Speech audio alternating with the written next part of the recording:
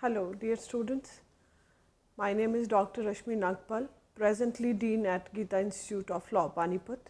Our institute is affiliated to Kurukshetra University and approved by Bar Council of India. Today, I am here to discuss with you the module on judiciary under Indian Constitution, that is lesson 31, which comprises of powers, jurisdiction and procedure relating to Indian judiciary.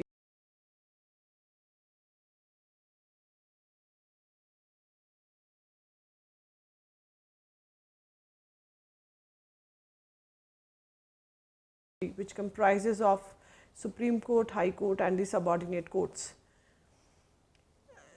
Introductory part about judiciary, that it plays very important role in interpreting, applying the law and also adjudicates upon the controversies between one citizen and another and between a citizen and state. In a country with a written constitution, courts have the additional function of safeguarding the supremacy of the constitution by interpreting its provisions and ensuring that all authorities are within the constitutional framework. In India, we know we have an independent and integrated judicial system. Judiciary also has the significant function of protecting and enforcing the fundamental rights of the people guaranteed to them by the Constitution. Unlike other federations, India has a single and unified judicial system for the entire country. There are high courts at the state level. Under each high court, there exists a system of subordinate courts.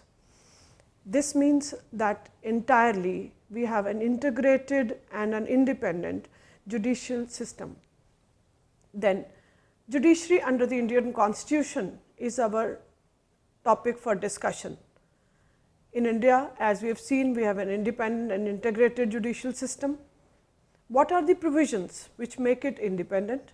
What are the provisions which make it integrated judicial system shall be the topic of our discussion today.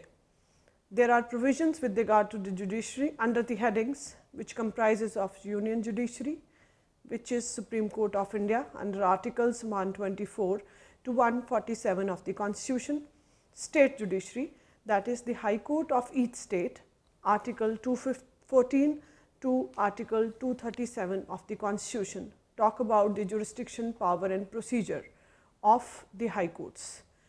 Then about starting with first and foremost, the apex body, that is the Supreme Court of India. I think no need to mention, and everyone knows about it, that Supreme Court of our country is the apex body in the judicial hierarchy of the country.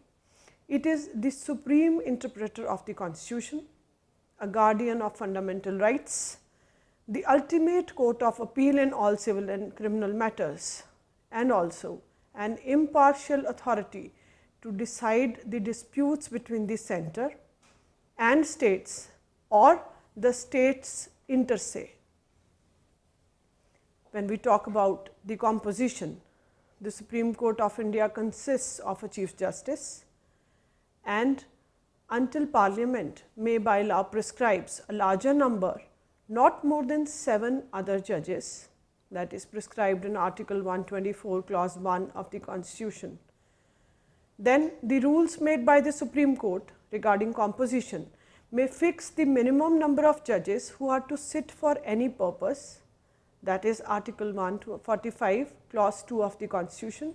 About the composition, another thing that is important is we must know that no judgment or opinion is delivered by the court except with the concurrence of the majority of the judges present at the hearing of the case, though a judge not agreeing with the majority view is entitled to deliver a dissenting judgment or opinion that is provided in Article 145 Clause 5 of the Constitution. The Constitution, going with the composition again, the Constitution does not provide for the minimum number of judges that will constitute a bench for hearing in any case. Next is that at least 5 judges bench is required to decide a case involving a substantial question of law, What is substantial question of law is decided according to the facts. As to the interpretation of the Constitution and for hearing a reference by the President under Article 143. In other matters, the rules made by the Supreme Court may fix the minimum number of judges who are to sit for any purpose. The concurrence of the majority of judges present at the hearing of the case is necessary for any judgment or order when a bench consists of 2 judges and they differ. The matter is to be referred to the Chief Justice for constituting a larger bench that is provided in Article 145 clause 3 again. Initially, the strength was 7 judges, the strength increased to 17, and now presently the sanctioned strength is 31 of the Supreme Court, including the Chief Justice of India. Appointment, when we talk about the appointment of judges, that every judge of the Supreme Court is appointed by the President of India after consultation with other judges, such other judges of the Supreme Court and High Courts of states as the President may deem necessary for the purpose. That is provided again in the Constitutional provision, Article 124 clause 2 of the Constitution. In the matter of appointment of a judge other than the Chief Justice, consultation of the Chief Justice of India by the President is obligatory. About the qualification, which is an important aspect of Indian judiciary, to be a judge of the Supreme Court, one must be 1. A citizen of India, has been a judge of a High Court at least for 5 years, or has been an advocate of a High Court for at least 10 years, and is a distinguished jurist in the opinion of the President. Tenure is different for Supreme Court judges and for High Court. For a Supreme Court judge, he retires at the age of 65 years and he may also resign from his office.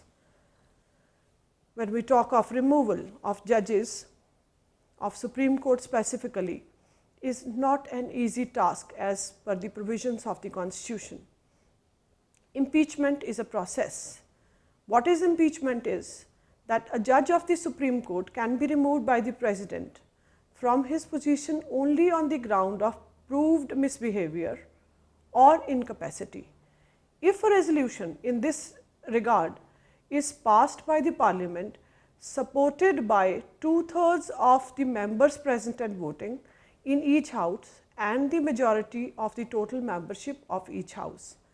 The provision relating to this impeachment process, which leads to removal of any judge, is provided in Article 124 clause 4 of the Constitution. The procedure for the presentation of an address for investigation and proof of the misbehavior or incapacity of a judge will be determined by the Parliament by law. The provision relating to this particular provision is provided in Article 124 clause 5 of the Indian Constitution. For this purpose, the Parliament has enacted Judges Inquiry Act 1968, under which the procedure for the investigation into the misbehavior or incapacity of a judge shall be done by a committee constituted by the Speaker of the Lok Sabha or the Chairman or the Rajya Sabha, as the case may be, if the Speaker or Chairman admits the motion after consulting such other persons as he thinks fit, and after considering such materials, if there are any, as are available to him. The leading case is K. Veeraswamy versus Union of India. The case, in this case, a 5-judge bench of the Supreme Court by a majority of 4:1 has held that a judge of the Supreme Court and High Court can be prosecuted and convicted for criminal misconduct. What is criminal misconduct? The expression misbehavior provided in Article 124 clause 5 includes criminal misconduct defined in the Prevention of Corruption Act. The expression public servant in the Act includes the judges of the High Courts and the Supreme Courts. So, the word criminal misconduct not been defined in any of the provisions of Indian Constitution, but provides for the expression misbehavior would include criminal misconduct for the removal of a judge. In every democratic country, as we know, swearing by rule of law, special provisions are therefore made, making removal of judges an extremely difficult task. The security of tenure of the Supreme Court judges has been ensured by this provision of the Constitution. In Britain, for example, the judges hold the office during the good behavior and can be removed only on an address from both houses of parliament. In the USA, the judges of the Supreme Court hold office for life.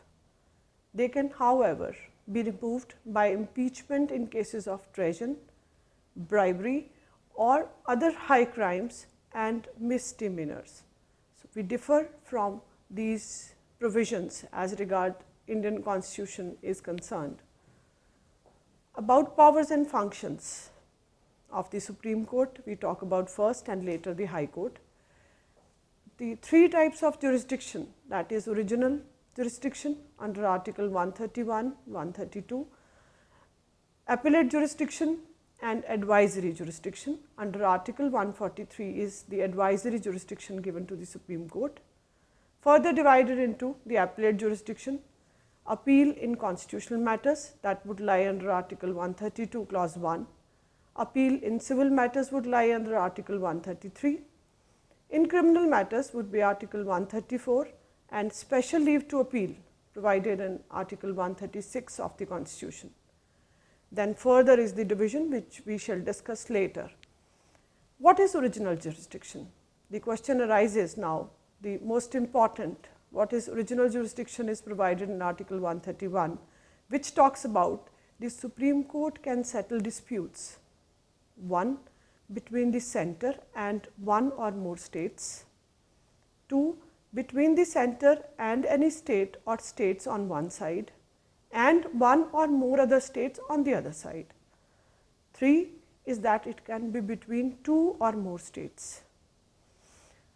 But the question arises, will this original jurisdiction extend to all matters? The answer remains no. The original jurisdiction of the Supreme Court, however, does not extend to the following matters which are given. 1. It does not extend to a dispute arising out of any treaty, agreement, covenant, engagement or other similar instrument which was executed before the commencement of the Constitution and continues to be in operation, or which provides that the jurisdiction of the Supreme Court shall not extend to such a dispute. The proviso to Article 131 of the Constitution talks about this provision. Second is that Article 264 of the Constitution provides Parliament may by law exclude the jurisdiction of the Supreme Court in disputes with respect to the use, distribution or control of the water of any interstate river or river valley. This is an important provision with regard to the water disputes that are happening in India. Number 3, as Article 280 provides, the matters referred to the Finance Commission. Article 290 is the adjustment of certain expenses between the Union and the states. More on original jurisdiction is that the Supreme Court in its original jurisdiction cannot entertain any suits brought by private individuals against the Government of India. The dispute relating to the original jurisdiction of the court must involve a question of law or fact on which the existence of legal right depends. This means that the court has no jurisdiction in matters of political nature. The term legal right means a right recognized by law and capable of being enforced by the power of a state, but not necessarily in a court of law. Enforcement of fundamental rights. It has been given the power, the Supreme Court has been given the power under Article 32 which confers original jurisdiction on the Supreme Court to enforce fundamental rights.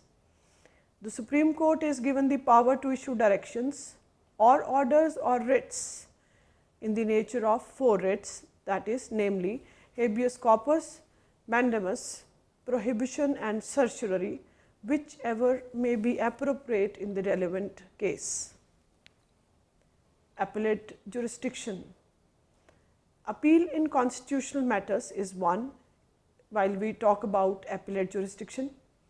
That is, Article 132 Clause 1 provides for appeal in constitutional matters. An appeal shall lie to the Supreme Court from any judgment, decree or final order of a High Court, whether in civil, criminal or other proceedings, if the High Court certifies under Article 134A that the case involves a substantial question of law as to the interpretation of the Constitution. When we talk of appeal in civil matters, we refer to Article 133 of the Constitution.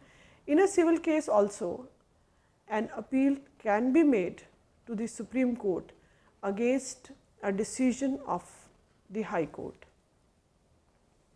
Article 134 of the Constitution provides for the appeal in criminal matters, which states that an appeal lies in the Supreme Court against any judgment, final order or sentence given by a High Court in the following 2 ways. Without a certificate is Article 134 Clause A and B. With a certificate is Article 134 Clause C.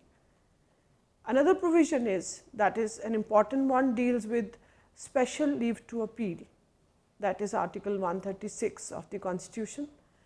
It vests in the Supreme Court a plenary jurisdiction in the matters of entertaining and hearing appeals by granting special leave against any kind of judgment or order which is made by any court or a tribunal.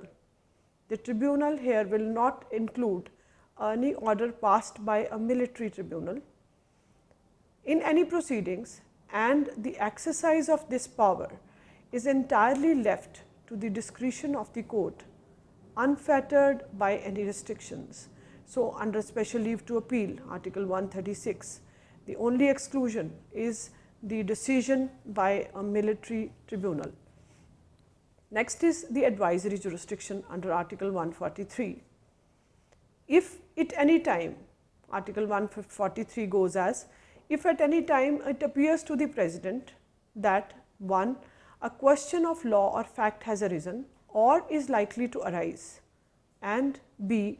the question is of such a nature and of such public importance that it is expedient to obtain the opinion of the Supreme Court upon it, he may refer the question for the advisory opinion of the court, and the court may, after such hearing, if it thinks fit, report to the President its opinion thereon, making it an important jurisdiction by the name of advisory jurisdiction, advise to the President.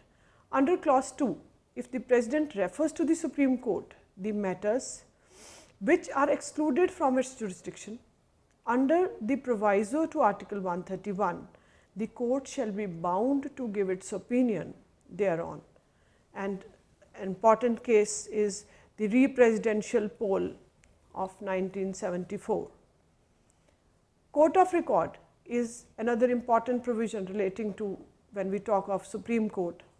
Article 129 talks about the Supreme Court also acts as the court of record and confers all the powers of such a court, including the power to punish for its contempt. The judgments of the Supreme Court are recorded and considered as authoritative and serves as cases, laws and proceedings. These cases, these judgments have an important evidentiary value. This extraordinary power must be sparingly exercised only where the public interest demands. Then Article 137 is the review of judgment and order. The Supreme Court is empowered to review any judgment given by it earlier. It can do so if 1. some new facts or evidences appear, a fault is found according to its own record, and there are sufficient reasons for review, then only in Article 137 there can be a review of judgment and order. When we talk about another important provision is Article 142 and 144 is the enforcement of decrees and orders of the Supreme Court. The Supreme Court under Article 142 in exercise of jurisdiction may pass such decrees or orders as is necessary for doing complete justice in the matters pending before it. The decree or order which is made by the court shall be enforceable throughout the territory of India in such a manner as may be prescribed by or under any law made by Parliament.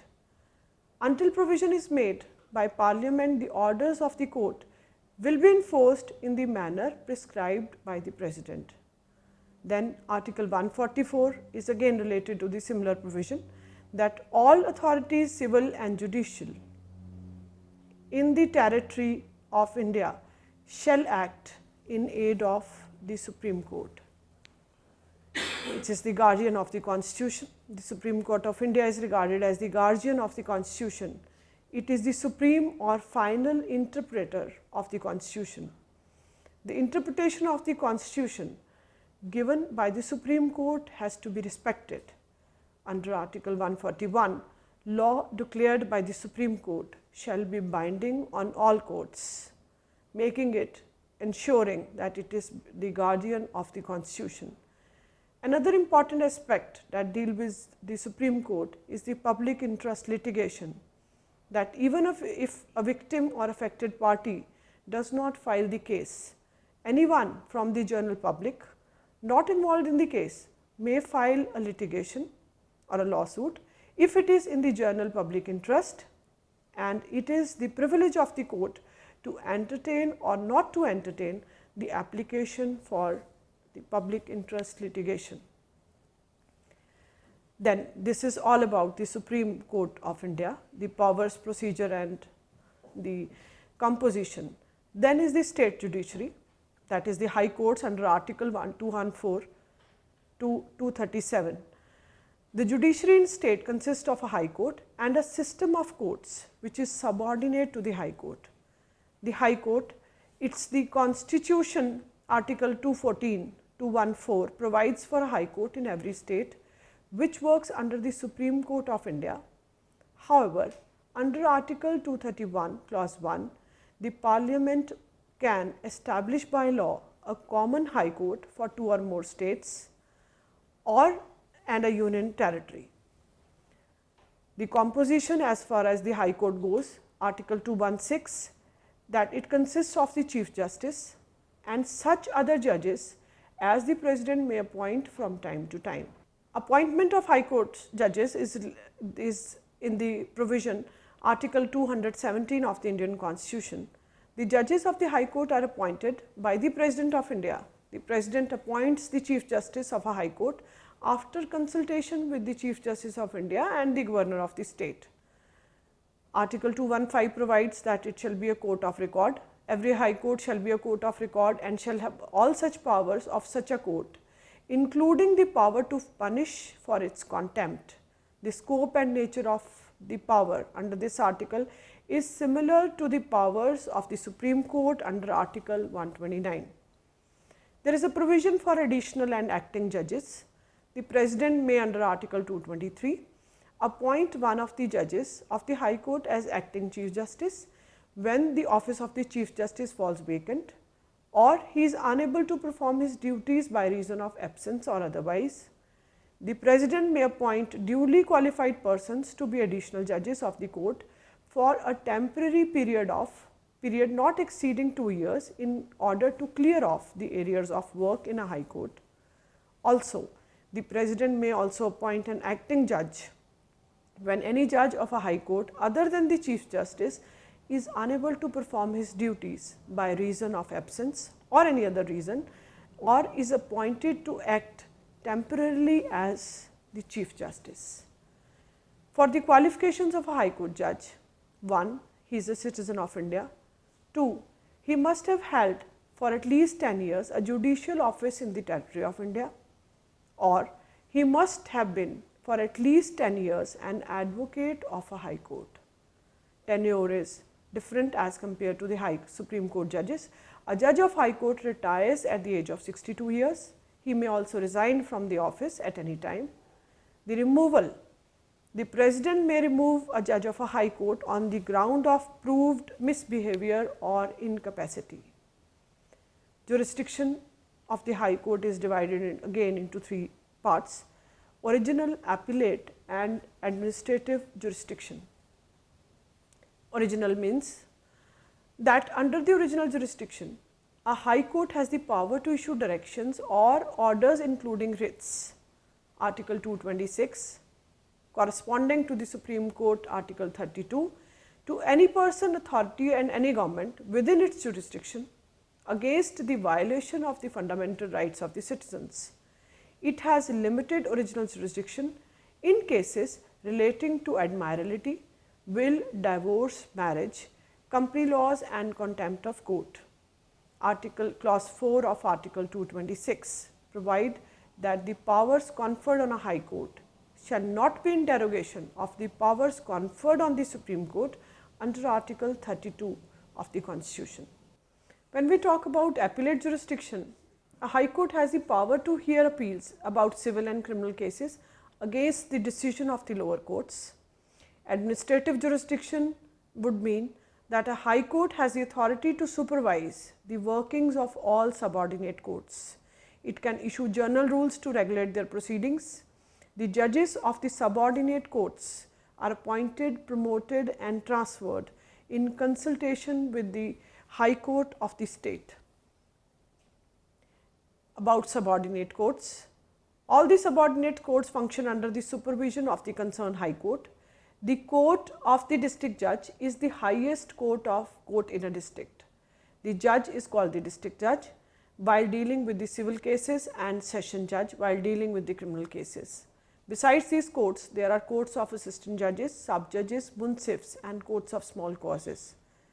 The High Court has been given control over the district courts and the courts subordinate thereto, including the postings and promotions of and the grant of leave to persons belonging to the judicial service of the state and holding any post inferior to that of the district judge.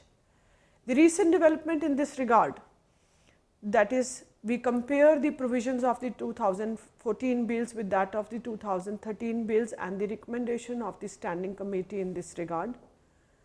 About the new National Judicial Appointment Commission Bill 2014.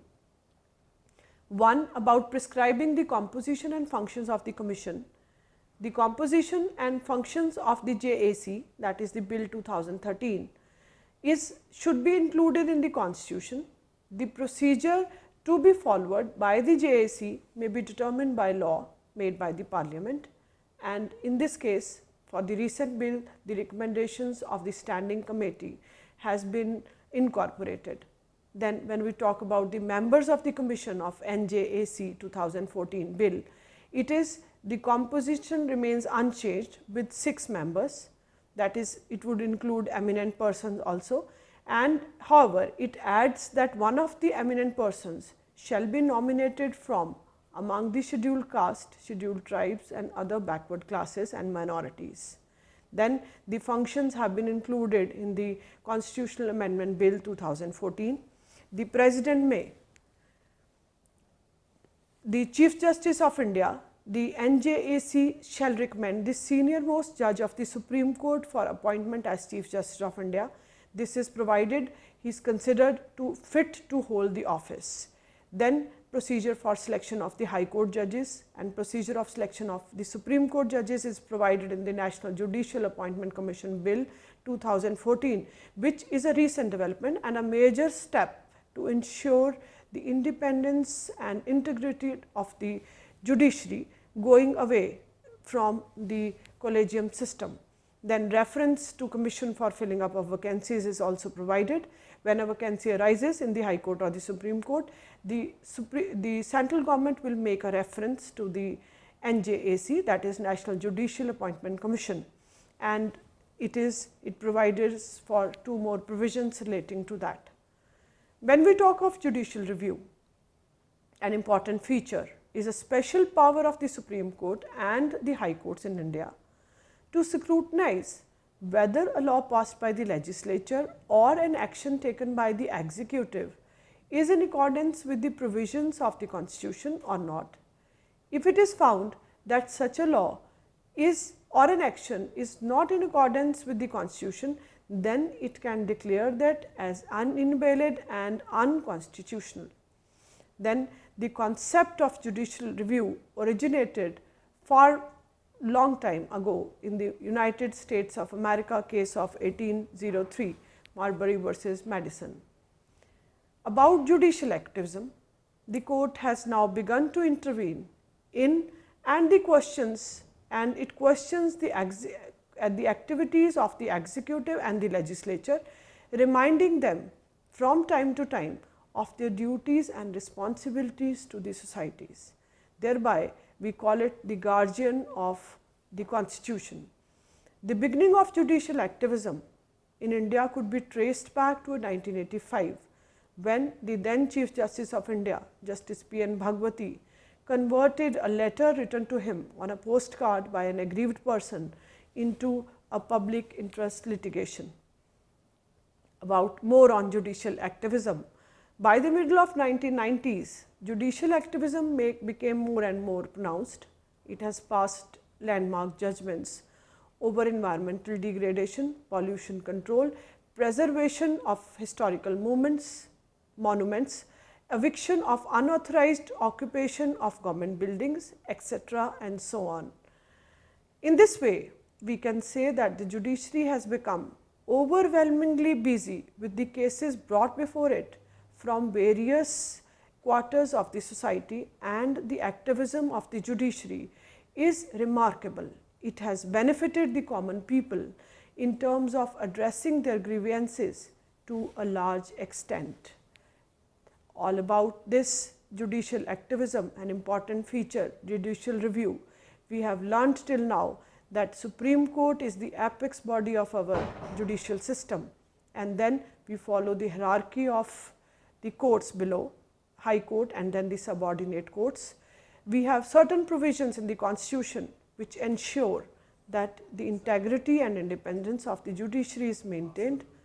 We can conclude from the foregoing discussion has become now a guardian of the Constitution, thereby that the new bill NJC 2014 ensures further that the judiciary is independent, and the collegium system followed for years together, which finds no place in the Constitution, has been scrapped. We have learnt till now in the discussion, foregoing discussion, about the Supreme Court, the powers, procedure and the jurisdiction, which are the provisions which the makers of the Constitution envisaged to make judiciary free from executive and legislature control, but as a watchdog for the implementation of all policies, thereby helping by way of public interest litigation all those weakened section of the society who was not able to come forward with the complex process of litigation.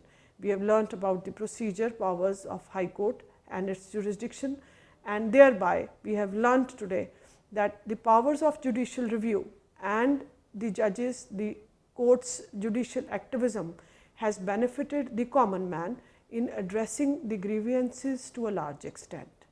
Thank you.